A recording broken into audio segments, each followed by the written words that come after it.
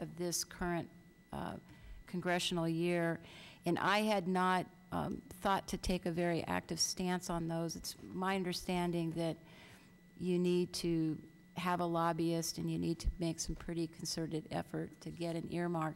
But we're going to go ahead and fill out the sheets with the stimulus package projects that we've already have and that the council's aware of. And that may be something that we really want to consider more deeply next year. We should talk about it in the fall if we want to make concerted efforts at getting some kind of funding from the federal government through the earmarking process. So. I want to apologize to Councilmember Roden. Your report, please. Yeah, well, it was going to be longer, but I'm going to make it really short and just say one thing, which is that I had been talking to the league staff about this issue of prevailing wage and how it hampers our ability to sometimes, get jobs done locally and makes them sometimes too expensive to complete. And Amy O'Gorman called me the other day and said there's nothing final, but she's the staff has seen some language in the the budget bills or what, I don't know. She's seen language somewhere and something, having to do with a new law that would, and I think it's the budget, that would, instead of calculating prevailing wage on, a statewide average, it would do it regionally, and that could be, beneficial. So to rural areas like ours. So when something becomes final, she'll let me know and I'll pass that along. So that's really good news. Yeah. Yep. Bravo. Councilmember Crane, follow-up. Question of City Manager. Could you give us a report on today's proceedings with QCAC? Sage San Giacomo and I were on the conference call today, and we presented the letter that we had written. I believe the council should have gotten a copy of it. I can't recall. We wrote responding to the issues around the Park Tributary project, and we made our case, and the commission voted 6-3 to go ahead and give us that second violation that you heard about earlier from Mr. Howard. And I'm at a loss to know exactly why he thinks we've lied. We went with numbers that were audited and looked at by the state controller, and there was no disagreement to our figures. So I will give him a call and talk that through.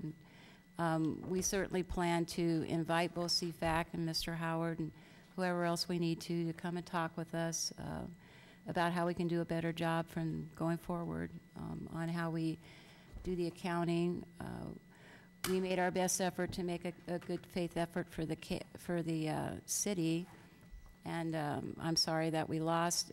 The actual accounting numbers for that project were about $2,000 over, and the other project was $3,000 over. So we were definitely over, and if that's the standard, we will have to adjust the way we do business, definitely, with regard to that, and we will certainly follow through and improve our procedures.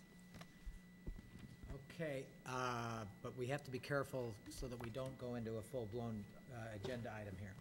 This is really quick. I want to report on the Community Foundation. Mendocino County convened a meeting this week, I guess it was, of mostly nonprofits and service providers, and the idea was to see in these tough economic times how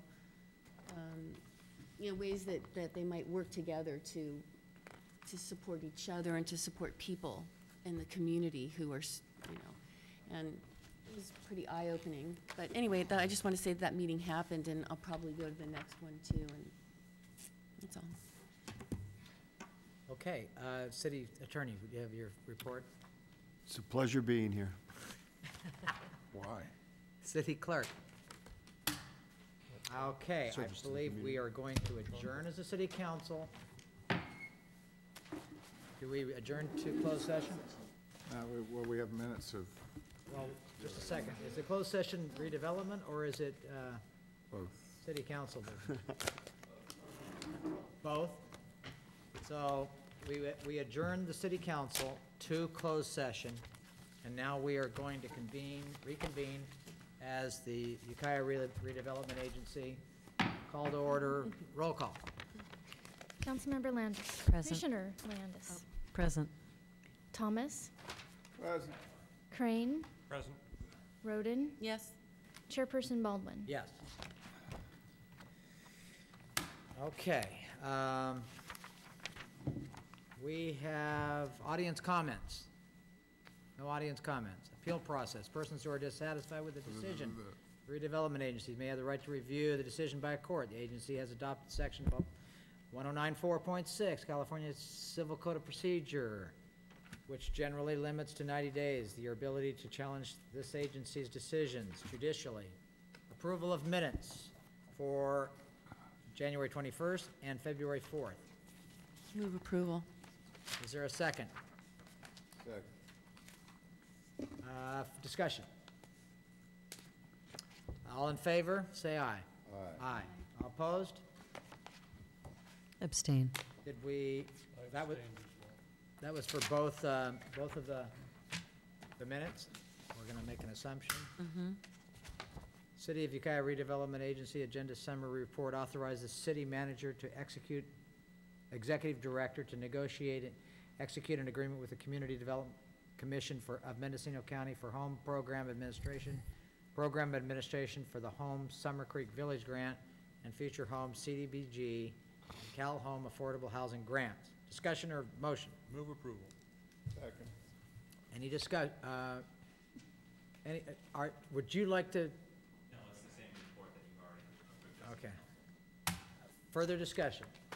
Roll call, please. Commissioner Landis. Aye. Thomas. Aye. Crane. Aye. Roden. Yes. Chairperson Baldwin.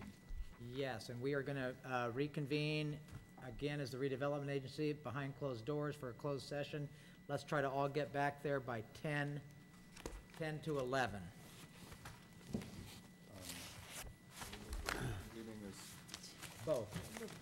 So is that the proper protocol? I just figured it